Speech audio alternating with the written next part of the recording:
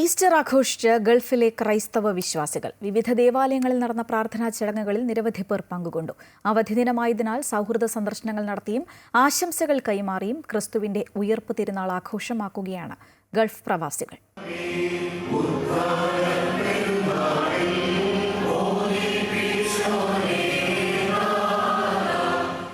യേശുക്രിസ്തുവിന്റെ ഉയർപ്പ് തിരുനാൾ ആഘോഷത്തിലാണ് ഗൾഫിലെ പ്രവാസി മലയാളികൾ അടക്കമുള്ള വിശ്വാസി സമൂഹം. വിവിധ ദേവാലയങ്ങളിൽ നടന്ന ഈസ്റ്റർ പ്രാർത്ഥനാ ചടങ്ങുകളിൽ നിരവധി പേർ പങ്കെടുത്തു.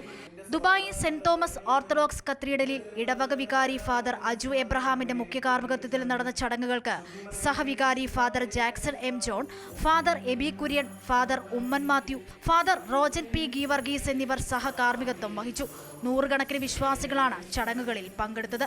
മരുഭൂമിയിലെ പരുമല എന്നറിയപ്പെടുന്ന ഷാർജ സെന്റ് ഗ്രിഗോറിയോസ് ഓർത്തഡോക്സ് ഇടവകയിൽ ഉയർപ്പ് പെരുന്നാൾ ശുശ്രൂഷകൾക്ക് അടൂർ കടമ്പനാട് ഭദ്രാസനാധിപൻ അഭിവന്ദ്യ ഡോക്ടർ സക്രിയാസ് മാർ അപ്രേം തിരുമേനി മുഖ്യ കാർമ്മികത്വം വഹിച്ചു.